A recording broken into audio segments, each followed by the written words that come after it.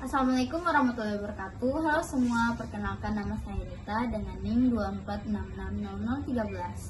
Di sini saya akan menjelaskan materi tentang peraturan atau undang-undang tentang perpajakan dalam sektor pertambangan hingga tahun 2009. Sebagai sektor strategis, pertambangan berperan penting dalam menyumbang pendapatan negara. Oleh karena itu, kegiatan pertambangan dikenai berbagai pajak dan pungutan resmi. Dasar hukumnya adalah Undang-Undang Dasar tahun 1945 pasal 23A yang menyatakan bahwa pajak dan pungutan lain bersifat wajib dan diatur dalam undang-undang. Selain itu, ada juga Undang-Undang Ketentuan Umum dan Tata Cara Perpajakan atau Undang-Undang KUP yang mengatur prosedur perpajakan. Intinya, kewajiban di sektor ini bukan hanya kewajiban, tapi juga tanggung jawab dalam menjaga sumber daya negara. Terima kasih. Perkenalkan, nama saya Suhar Ramadan dengan NIM 24660060. Jadi di sini saya akan menjelaskan tentang Undang-Undang Nomor 11 Tahun 1967 tentang ketentuan pokok pertambangan. Jadi, undang-undang ini adalah dasar hukum kegiatan tambang sebelum tahun 2009.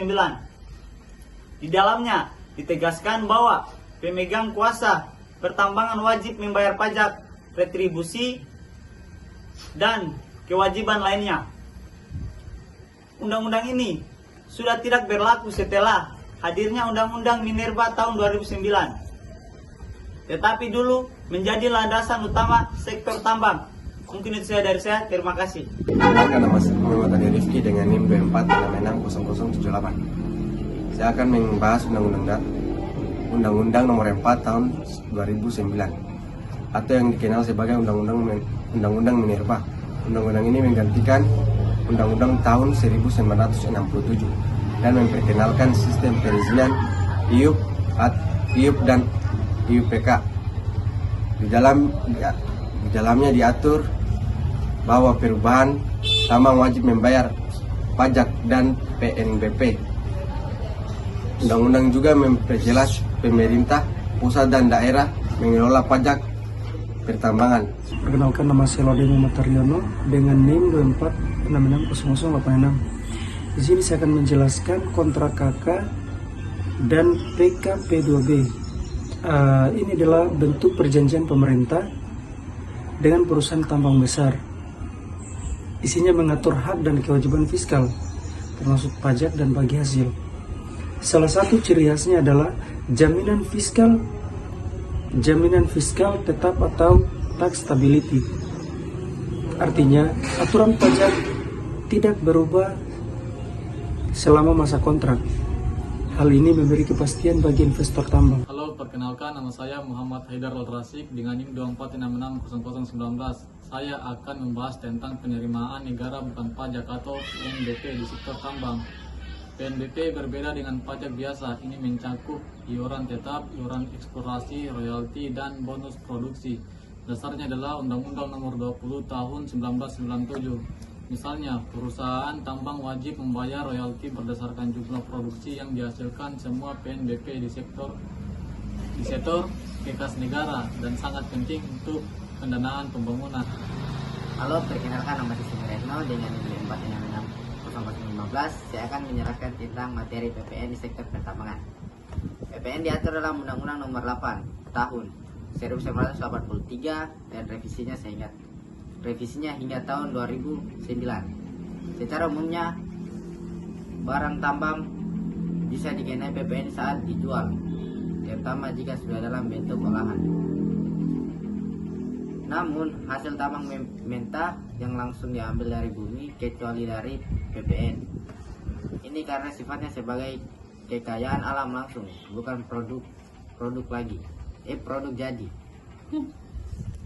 Jadi tidak semua hasil tambang dikenakan PPN. Sekian penjelasan saya.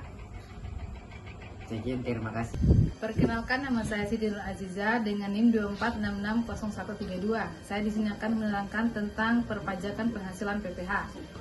pajak penghasilan PPH di sektor pertambangan. PPH diatur pada UU Nomor 7 Tahun 1983 dan telah diubah berapa kali. Terakhir diubah pada UU Nomor 36 Tahun 2008 tentang pajak penghasilan yang bertujuan untuk mewujudkan sistem perpajakan yang netral, adil, dan transparan. Pajak penghasilan PPH adalah pajak yang dikenal pada penghasilan yang diperoleh oleh orang atau benda seperti gaji, upah, laba, dan penghasilan lainnya. Perusahaan pertambangan mewajibkan pembayaran PPH atas penghasilan bersihnya, yaitu setelah dikurangi biaya-biaya seperti eksplorasi dan produksi. Dalam sistem perpajakan, PPH memiliki beberapa fungsi, yaitu PPH sebagai sumber pendapatan negara, PPH sebagai alat untuk mengatur distribusi penghasilan, PPH sebagai alat untuk menjaga kestabilan ekonomi. Dengan demikian, PPH di sektor pertambangan merupakan salah satu sumber pendapatan yang penting dan terbesar di dunia. Perkenalkan, nama saya Linda Saputri dengan NIM 2466009. Jadi di sini saya akan membahas tentang isu dan tantangan perpajakan pertambangan. Yang menjadi salah satu masalah terbesarnya ialah penghindaran pajak dan praktik transfer pricing, di mana sebuah perusahaan menjual hasil ke afiliasi luar negeri dengan harga yang rendah agar mereka dapat membayar pajak dengan biaya kecil. Nah, hal ini tentu merugikan negara.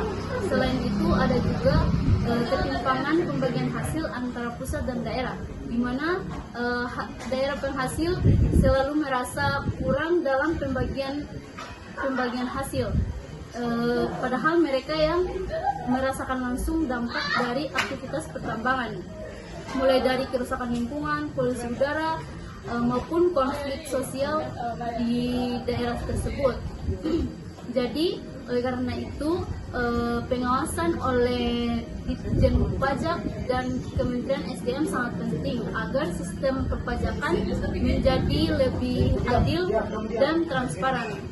Kebijakan perpajakan pertambangan harus mendorong pembangunan berkelanjutan agar bisa dinikmati oleh seluruh rakyat. Dari penjelasan teman-teman saya sebelumnya, kami dapat menyimpulkan bahwa peraturan perpajakan dalam sektor pertambangan hingga tahun 2009 telah mencakup berbagai aspek, mulai dari PPH,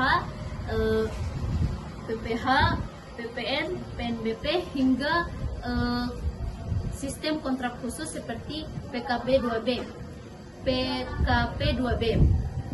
Undang-Undang Nomor 4 Tahun 2009 telah membawa perubahan besar dan memperjelas kewajiban